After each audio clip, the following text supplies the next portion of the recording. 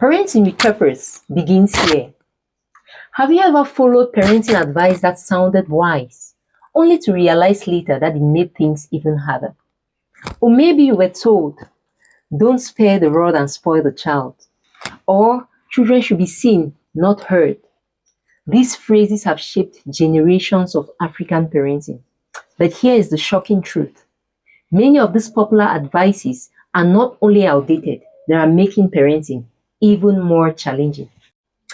I am Eileen Mambo, and I help African working parents navigate the challenges of modern parenting with confidence and to gain clarity and the authority to raise adults who thrive.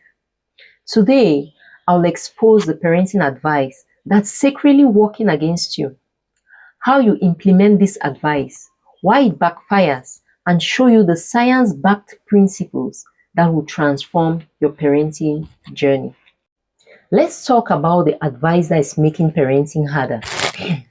Parenting is difficult globally, but African parenting often faces a unique set of challenges due to the rapid clash between traditional cultural values and modern realities.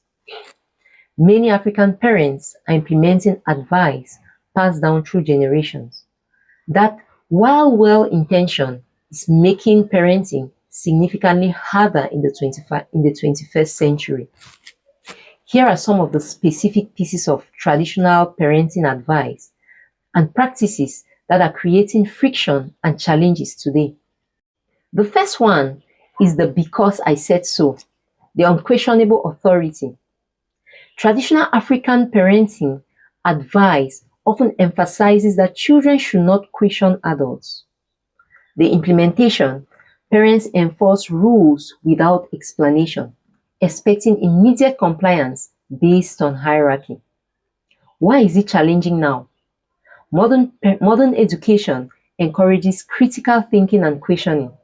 When children ask why, and the answer is "because I said so" or "because I'm your father or mother," it creates a communication barrier. Children raised in this environment often struggle to make independent decisions as adults because they were never taught the reasoning behind rules, only the obedience to them. It also creates a sacred life culture where children hide things from their parents to avoid conflicts rather than learning to negotiate or understand boundaries. The second piece of advice is the "don't spare the rod and spoil the child" interpretation. Many African parents adhere to strict interpretation of discipline that prioritizes physical punishment over dialogue. The implementation: immediate physical correction, spanking, caning for mistakes or perceived disrespect. Why is it challenging now? Legal issues. In the diaspora, UK, US, Canada, these methods can lead to intervention by child protection services, putting parents in legal jeopardy. Secondly, fear versus respect. Modern psychology shows this method often breeds fear rather than respect. It creates a challenging dynamic where children behave well only to avoid pain, not because they understand the difference between right and wrong. This leads to rebellion once the child is old enough not to fear the parent's physical power. The third piece of advice is the "do what worked for your parents," where parents say, "that's how I was raised and I turned out okay, so I will raise my child the same way." Implementation: they replicate the same parenting patterns they experience without any thought about how it impacted their well-being or about the individuality of their and uniqueness of their child, or even the modern realities of today. Why is it challenging now? Today's children face a different set of challenges: screens, peer pressure, global culture. The fourth piece of advice is doubt around emotional suppression. They say, "don't be soft, boys don't cry." Those phrases. There are a perceived cultural belief that showing emotions is a sign of weakness, particularly for boys. The implementation: parents often shut down crying or emotional expression with phrases like "stop crying before I give you something to cry about," or "big boys don't cry." Why is it challenging now? We are living in an era of mental health crisis. By validating or invalidating children's emotions, parents are finding it increasingly difficult to connect with them. Children grow up struggling with emotional regulation and communication.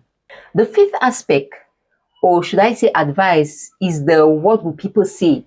Parenting for an audience. This is perhaps one of the most stressful pieces of advice. Parenting decisions are often made based on fear of public shame or family gossips. The implementation, parents may publicly scold or shame a child to show other adults that they are in control. They may force children to hug or greet relatives to appear polite. Why is it challenging now? This creates a child who cares more about optics than character. It destroys self-esteem because the child feels parents care more about the opinion of strangers than the child's feelings. It makes parenting exhausting because the parent is constantly performing for the society rather than connecting with their child. The doctor or lawyer pipeline, narrow definition of success. African parenting advice often centers on the idea that academic success is the only path to a good life. The implementation, forcing children into specific career paths, dismissing talents in arts, sports, or creative fields as hobbies or a waste of time.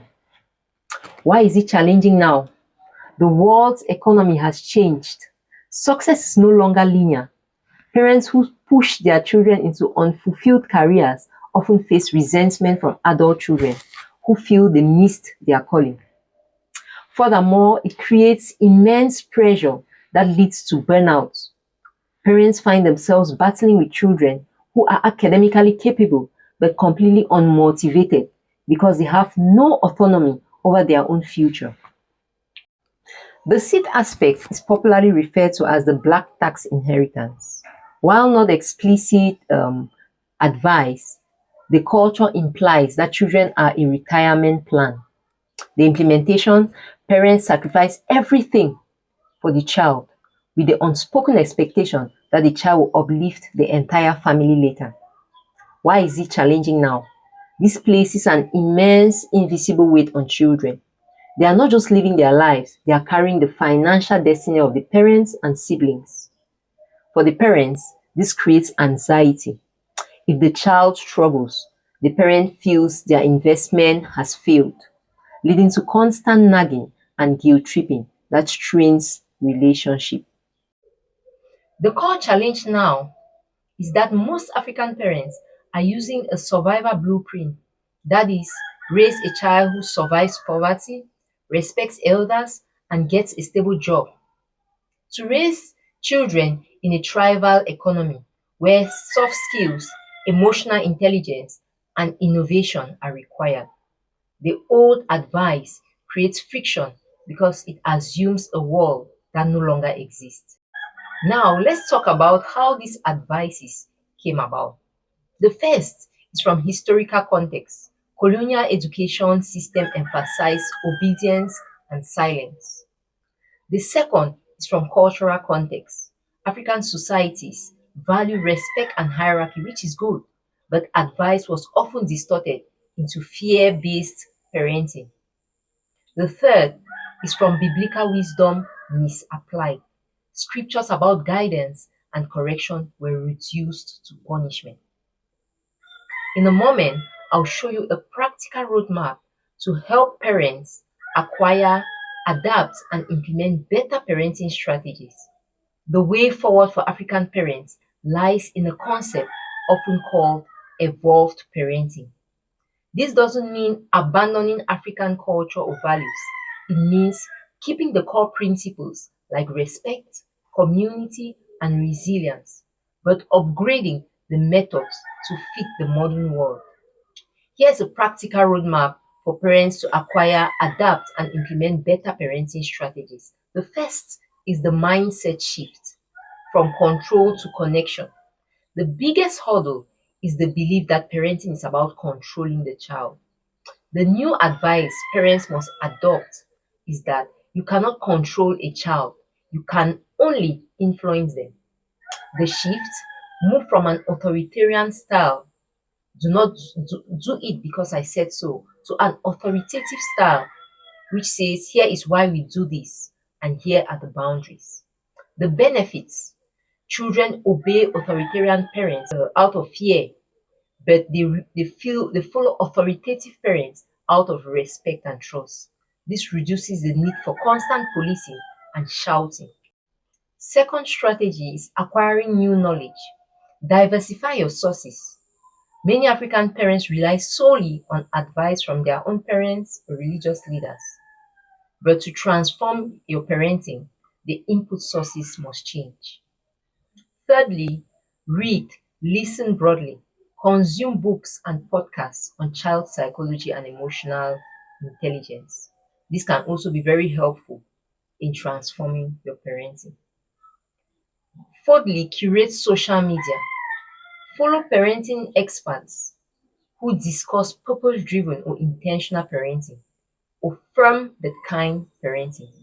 Seeing modern techniques in action provides a visual guide on how to handle tantrums or disagreements without heating. Next, attend workshops. Treat parenting like a skill that requires professional development, just like a job, because it is a skill that can be learned. The last strategy is adapting the culture. Decolonize the method. You don't have to stop being an African parent to be a better parent. The key is to distinguish between cultural values and outdated methods. For instance, value will be respect for elders. Old method, an old method will be beating a child for forgetting a greeting, while the new method will be teaching the child the importance of community and how greeting builds bond. Then role play it at home. Another example value would be resilience and hard work. An old method will be withholding affection or using harsh words to toughen them up. New method will be encouraging the child to solve their own problems while offering a safe emotional base to return to. Now let's talk about the why filter. Before giving advice or command, ask yourself, am I doing this because it is culturally beneficial or because it was done to me? If the only reason is because it is tradition, it might be time to adapt. Here is how to implement new advice in day-to-day life. The first one is discipline without violence. The challenge is parents fear children will be spoiled without the rod. The solution: implement consequences, not punishment. For instance, punishment sounds like this: you broke the vase, so I'll hit you. This causes fear. Whereas a consequence will be: you broke the vase, so you must clean it up and use your allowance to replace it. That teaches responsibility. The action will be to create a family contract where rules and consequences are agreed upon beforehand. This removes the parent's anger from the equation. Secondly, emotional validation. The challenge is the urge to say, stop crying or you are acting soft. The solution is to name the emotions. I can see you're frustrated because you can't go out. The action: when a child expresses emotions, pause. Don't fix or silence it. Just listen. A child who feels heard is less likely to act out for attention. The third is the adultification pause. The challenge is treating children like mini adults, expecting them to sit still or to be quiet or to handle adult stress. The solution is to remember that the child's brain is under construction, and the action: when a child makes a mistake, view it as a missing skill rather than a character flaw. So instead of shouting, why are you so careless? Ask, what skill do we need to teach so this doesn't happen again? The next is breaking the circle, healing the parent. Often parenting is hard because the parent is reacting to their own childhood trauma. Intergenerational healing: Many African parents were parented with fear. To stop that cycle, parents must do their own inner work. If you find yourself getting irrationally angry at a small mistake your child makes, it is likely a trigger from your own past. The action normalize therapy or counseling for parents. A parent who is emotionally regulated can handle a chaotic child. A parent who is stressed cannot. So, what's the three-step plan for parents? The first one is to pause before reacting. Take a breath. Don't parent on autopilot. The second is to assess. Ask, what is the lesson I want to teach here? Is my current method teaching that lesson? And then the third is to adapt. Use firm boundaries and logical consequences instead of physical force or fear. By doing this, African parents can raise children who possess the strength and resilience of the African spirit, equipped with the emotional intelligence and critical thinking skills needed for the modern world. So, the next time someone tells you this is how we were raised, pause and ask, is this advice helping me connect with my child or making it worse? Parenting isn't about copying and paste, it's about building bridges for the future. And when the bridge is strong, your child will cross over to trust, cooperation, and growth. If this resonates with you, share it with another parent who needs to hear that. Not all advice is good advice. And remember, clarity, consistency, and connection always wins. See you in my next video. Bye.